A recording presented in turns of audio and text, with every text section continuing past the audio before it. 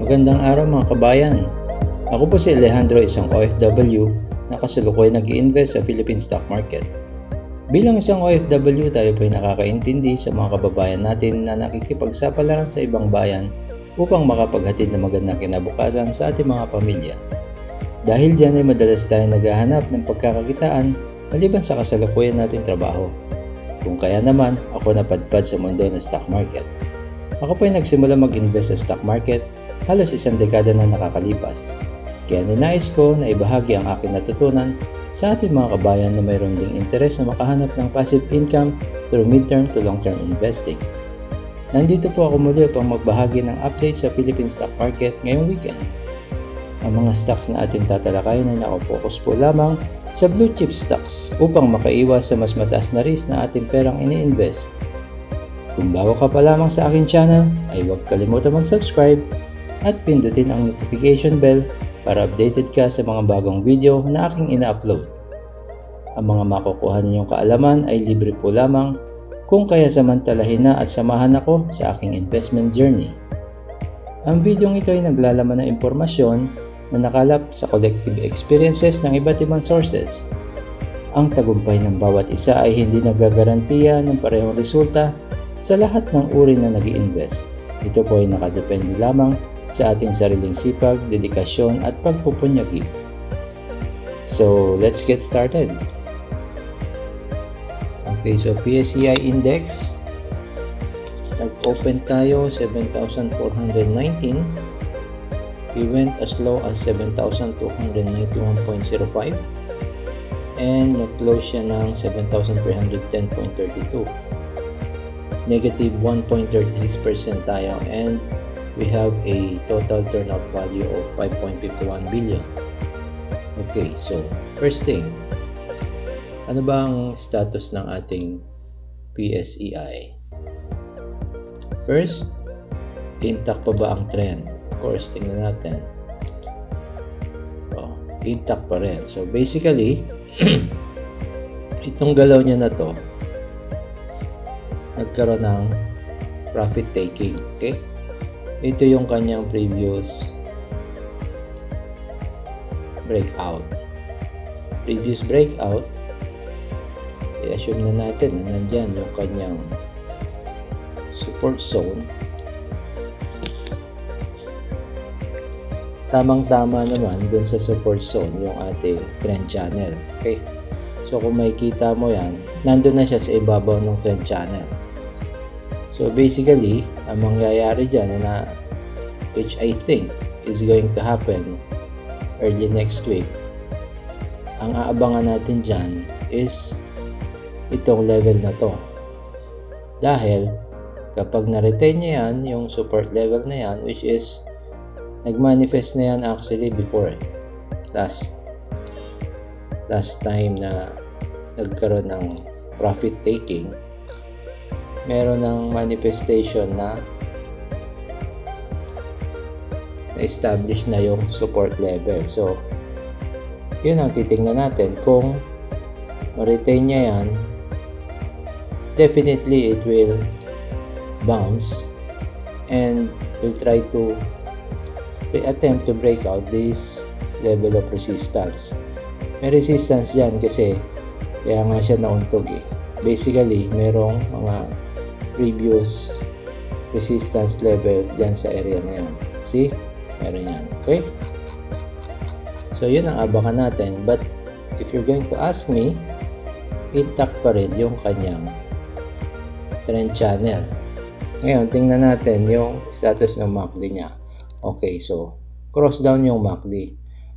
So, pag nag-sideways yan, iintayin mo lang mag-cross up ulit. Okay? Then, yung moving average niya, definitely, nasa baba na yan kasi projecting downward na rin siya.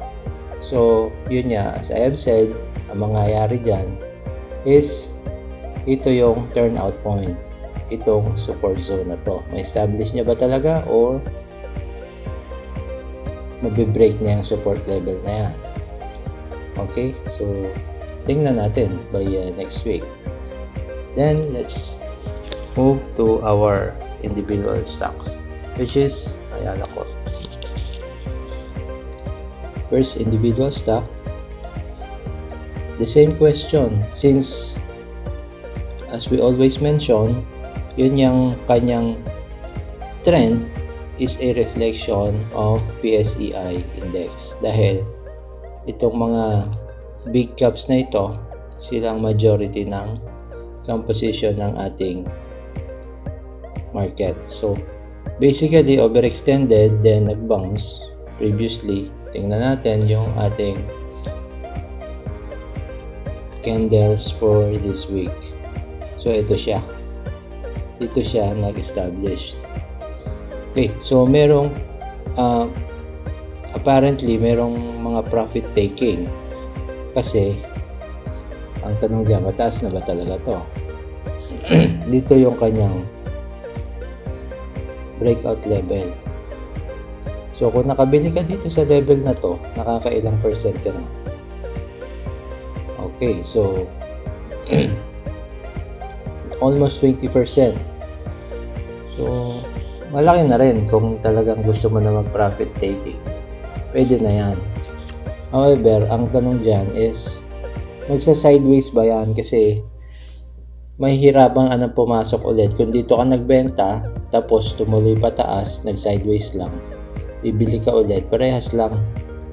So, matatalo ka sa charge. Ngayon, since bullish naman yan, at wala pa namang indication na bababa siya, it will be prudent to say that kailangan maghintay ka muna. Tingnan natin kung ano magiging galaw niya kasi lumalabas ito na yung previous breakout level niyan. Ilagay na natin dito. So ito na yung dapat na in-establish niya na support zone. So tingnan naman natin ang status ng MACD niya. Okay, so MACD projecting downward. However, malayo pa yan. Tingnan natin ngayon yung kanyang moving average. Okay, so basically, malayo pa tatakbuhin ito. Kasi ito nagkaroon ng, sabihin natin na untog dito, malamang merong ano dyan. Merong resistance and pati dito. So kung meron resistance level dito sa area na to at nalagpasan niya na and tinutulak pa siya pataas, supported yan itong level na to plus yung moving averages. Okay, so we just have to check next Monday, the entire week, hopefully bullish siya para makita natin na magtuloy-tuloy yung kanyang upward movement. Okay, so tingnan naman natin yung ating next individual stock, which is Ayala Land. Okay, so Ayala Land tayo. Ang tanong, intact pa rin ba yung kanyang trend channel? So, same trend channel yung i-drawing natin previously. Okay, so tingnan natin dito. Halos parehas lang siya nung movement ni Ayala Corp. Overextended sa trend channel, breakout after breakout, breakout dito, another breakout, another breakout, another breakout, breakout, then here. So ngayon, ito yung ating candle for this week. Ito, okay? Merong obvious na profit taking. Okay. So mapapanood nyo dun sa aking isang video featuring Ayala Land. Dito tayo nakakuha sa level na to. So kung maraming nakakuha dito sa level na to, basically umabot ka na rito, meron ka ng 40% gain. So definitely with 40% is more than enough para mag-take profit. Okay? Kaya nga makikita natin na marami nang nagbenta. Now, dito sa level na to, dito siya nauntog. Definitely merong resistance level dyan. And dito naman sa level na to, andito yung ating previous breakout. Okay? So, ito yung highest na inabot niya. Sabihin na natin nandito. Kaya, ang mangyayari dyan, ipoproject natin yan dito para makita natin yung kanyang support zone. So, basically, naandyan yan sa support zone na yan. Okay? Tanggalin na muna natin itong isa. So, ito yung current nearest o previous support zone niya. The question is, mag-i-stay ba siya or ibe-break niya na yung support zone na to? I believe, but in my opinion only, most likely gagapang dito yan and move sideways because hindi pa yan ganun ka taas, malayo pa lalakbayin yan. Okay, so next resistance level natin is 39.77, pwede na sabihin 40. Then next is this level 42, between 41 and 42. Okay, so once ma-break na ito, bullish na ang magiging overall sentiment niyan. Dahil ito, na-break niya na, sabihin na natin false breakout yan, kaya bumaba, then magkakaroon ng turning point dito sa area na to. Kung talaga bang tutuloy or bababa na siya or magre-retrace kung tawagin. Okay, tingnan natin yung kanyang MACD. Definitely cross down na yan. See? Cross down. And yung kanyang moving average, below moving average na. Okay, so dito nga ang turning point, makita natin yan by next week kung ano magiging movement. If the investors think that this is enough, itong binaba niya na to, which is almost 10%, 9%, pwede na siyang pumasok ulit or pwede niyang abangan dito, but very risky na kasi pag bumaba na yan, medyo malalim pa yan, 13%, definitely medyo doubtful na kung aakyat pa yan, no? So tingnan na lang natin by next week. Okay, so move forward tayo sa next individual stock natin, which is BDO.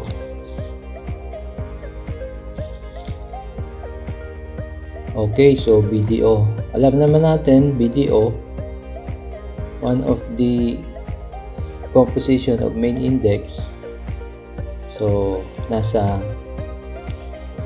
historical high na siya and yung kanyang trend is upward pa rin, no? Upward trend. So basically, kagaya din yan ng ating index. Ang movement niyan is sideways. Okay? So pumasok na siya dun sa trend channel.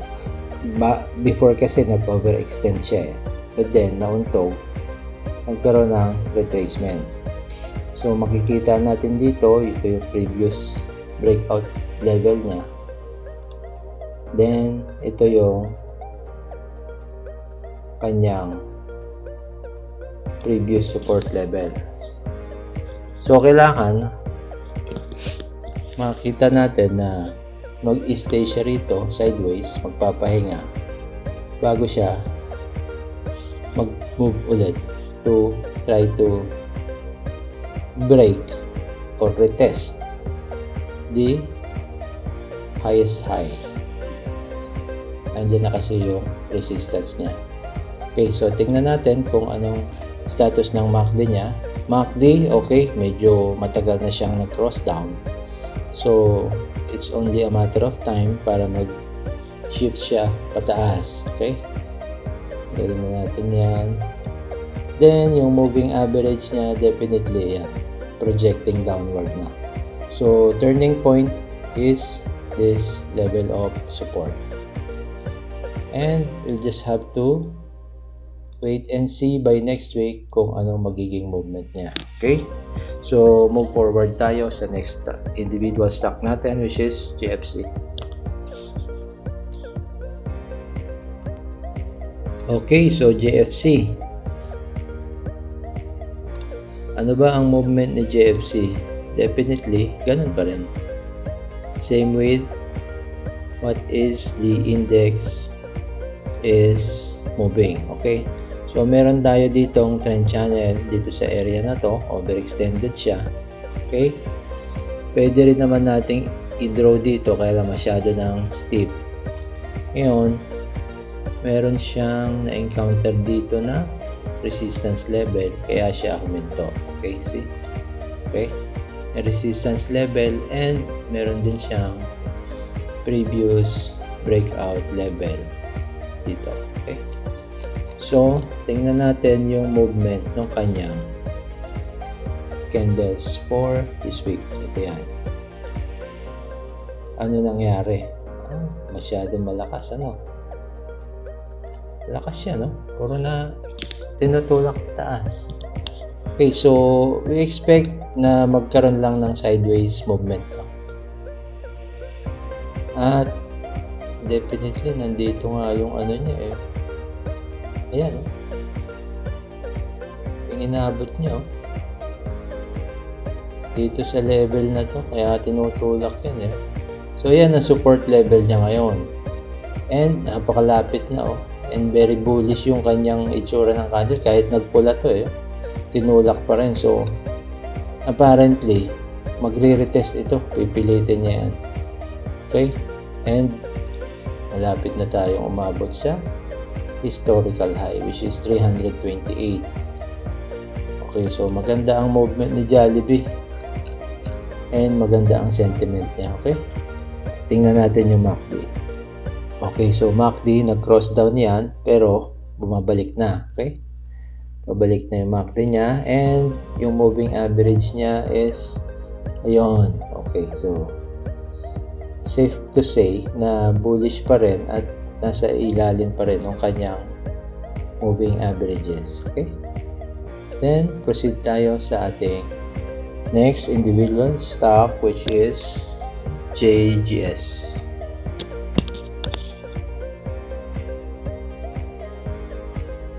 Okay, JGS tayo guys. Kung maalala nyo yung ating dinidiscuss or sinusubaybayan dito, puro big caps. And you know, big caps, reflection yan ng index. Dahil nga sila yung bigat niya is almost composition ng majority ng PSE index. No? Okay? Kaya yung movement niya ay parehas na parehas. Now, ito tayo sa JGS. Ano ba nangyari kay JGS? So, nagkaroon ito ng konting uptrend.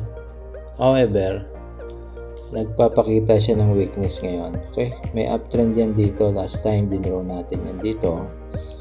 Pero, biglang nagkaroon ng parang negative sentiment. Okay? So, ang nakita natin na resistance to break previously is this level. Okay? So, hindi niya na break yan. And, meron tayong na-establish na support level dito sa area na to. Okay? Yan. Now, dito lang maglalaro yan. So, basically, maaaring mag-sideways dito sa support and resistance level niya. And, ito yung kanya current week candles na. Okay? So, dito siya. So, nagkaroon ng profit taking and okay, so profit taking pa rin. Makikita natin yan. Ito yung kanyang breakout area. So, hindi pa siya masyadong malinaw kung ito yung level na pwede nating i-consider. Now, tingnan natin. Ito yung pinakamataas na inaabot niyan. So, dito yan magsa-sideways. So, most likely, maaaring mag-hold yan dyan. Kung bumaba man ng konti, up to this level. Okay, so however, what I can see is nag-bottom na dito yan, hindi na yan babalik ulit. Tingnan natin yung kanyang MACD. Okay, so cross down. Most likely nagpapahinga. Although, dun sa iba, okay na rin siguro. Kaya kumuha na sila. Anyway, titingnan natin, subaybayan natin by next week kung ano ang kanyang magiging movement. Supposed to be, ang in-expect natin dito is isang resistance na lang na moving average ang kanyang bubunuin once ma-break niya itong level na to. However, hindi pa rin naman natin nakikita ito as a negative sentiment kasi magsa-sideways pa lang siya hopefully at mag-bounce back to retry or retest to break this level of resistance. So medyo mahaba pa, siguro by November lalapit na ito. Doon tayo makakakita ng significant movement. Okay, so move forward tayo sa next individual stock natin, which is Metrobank.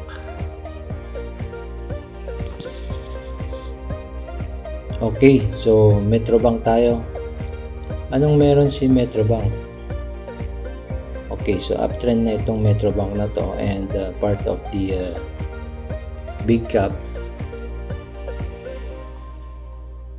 So maganda rin ang pinapakita niya for this year. Although nagkaroon siya ng resistance level dito, malamang may inuntugan na yan. See? Okay, so however, the question is, tapos na ba yan? Most likely, hindi pa. Ito yung kanyang candle. However, hindi na natin dyan titingnan yan. Dito na tayo guguhit sa breakout level niya. Okay? So, ito yung kanyang support zone. Dito natin i-draw yan. Okay? Andyan yan. Now, kung ma-break niya, just in case, dito na tayo kukuha ng next support area. Yan, dito. Or support zone. Yan. So, overall, titingnan natin yan as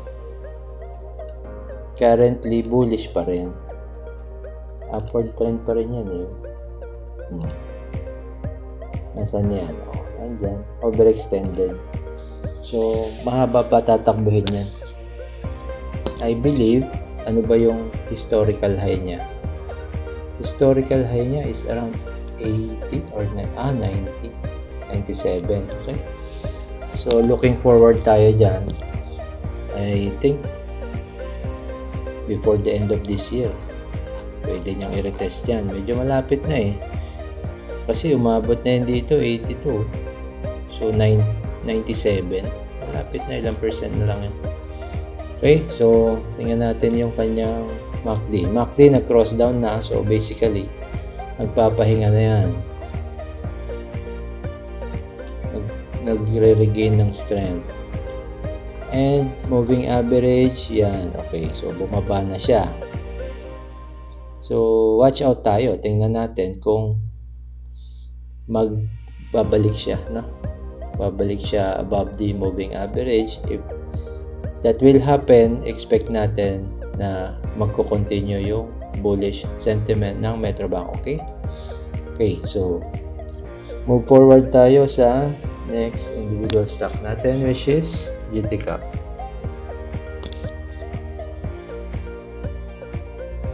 Okay, so guys, GTCAP tayo. Ano ba meron si GTCAP? Definitely, the same pa rin. Upward na yan eh. Okay? Expect natin yan. Ganun pa rin yung trend channel niya, overextended. Iguhit ko na rin to last time. Gusto mo, pwede nating iabot dyan. Pero dito na lang. Okay, sige, lagay natin dyan. Yan. Okay? So, ano nangyari sa kanya? nauntog siya dito sa level na to because merong resistance dyan, previous resistance. Now, tingnan natin yung kanyang candle for this week. Yan, to. So, obviously, profit taking siya, no? Dahil nauntog nga siya dito sa level na to. Ngayon, i-project natin yan kung asan ang previous breakout level, okay? So, pwede na natin ilagay yan, previous breakout level. Ito na yung current support. Now, ibaba natin yan dito. Kung ito yung previous breakout level niya, most likely dito siya mag-establish ng support zone. Okay? Kung hindi naman, kung ito naman ang pagbabasihan natin, nandito yan. Dito yan. Okay? Hanggang diyan siya mag-establish ng support zone. Okay? And okay, so bullish pa rin naman siya. Maaring bumaba siya up to here. Pero ano yan eh, support level na rin yan eh. So maaring umabot siya dito or mag sideways siya, mababa ng konti, babalik dyan hanggang sa makaipon na siya ng strength. Dahil okay, so see, projecting downward yung MACD eh.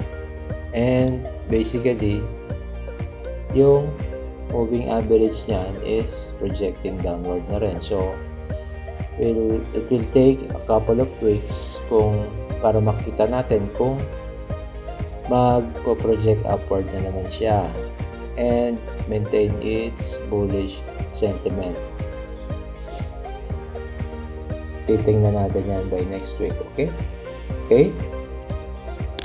Proceed tayo sa next stock natin.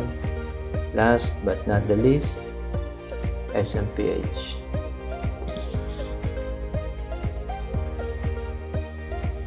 Okay mga boss, SMPH tayo. Last individual stock na i-review natin.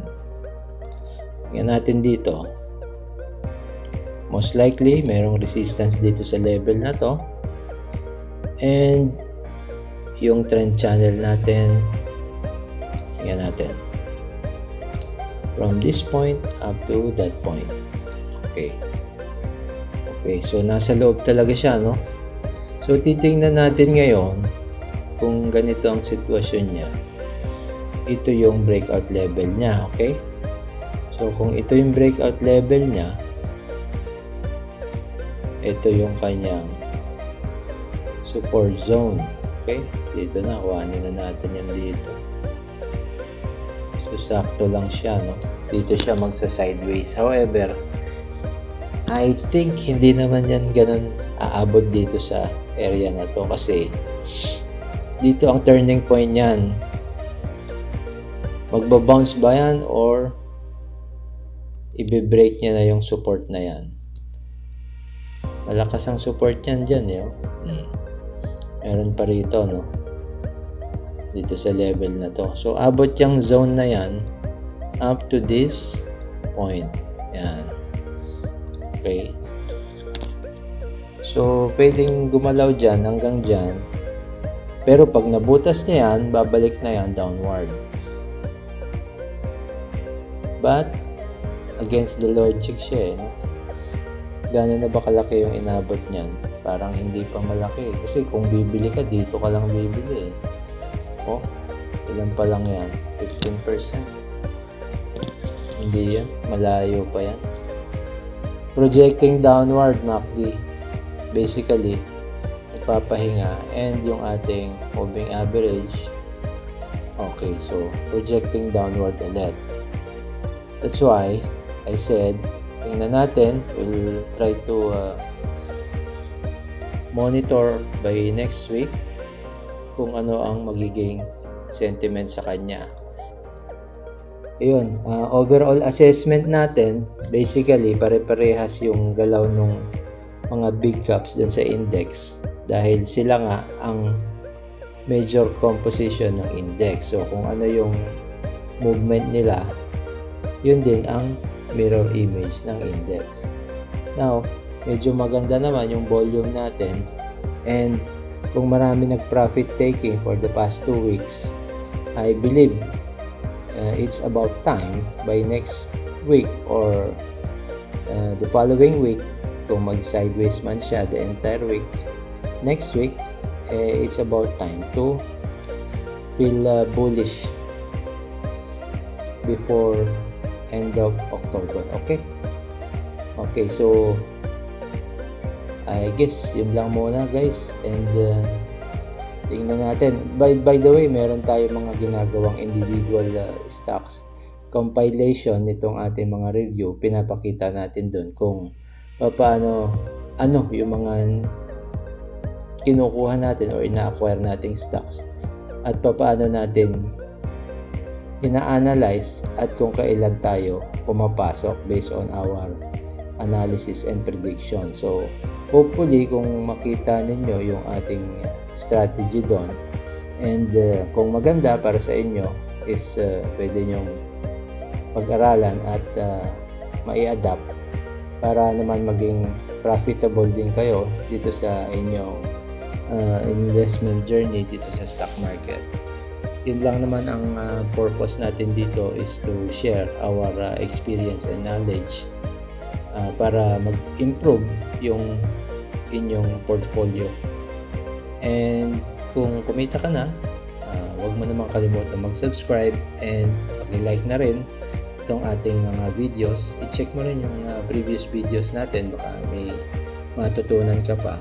Okay, so hanggang dito na lang guys, and have a nice weekend. See you by next week. Kita-kita po ulit tayo, and God bless. At yan ang kabuuan ng ating update for this week. Kung kayo ay mayroong stocks na nais ninyong maisama sa ating susunod na review, ay maaari po kayong magpadala ng mensahe sa aking YouTube channel na OFW Average Trader. Pwede rin pong ipadala ang inyong mensahe sa aking email address na nakalagay sa description box. Maaari rin po kayo mag-send ng message sa aking Twitter o kaya ay sa aking Facebook page na Engineer Alejandro Magno. Muli po tayo nag-aanyaya na mag-request ng stocks na nais nyong matalakay natin sa susunod na mga araw. Bibigyan po natin ng sapat na oras at pag-aaral ang inyong request upang mas maunawaan ninyo ang kasalukuyang galaw ng stocks na inyong nais nating i-discuss. At dyan po nagtatapos ang ating video sa linggong ito. Huwag kalimutan mag-subscribe, paki-like na din po at i-share na rin ang aking channel sa inyong mga kaibigan, kapamilya o sa iba pa nating kababayan na naghahanap ng passive income. Hanggang dito na lang po, at magandang araw sa inyong lahat. Hanggang sa muli mga kabayan. Ciao!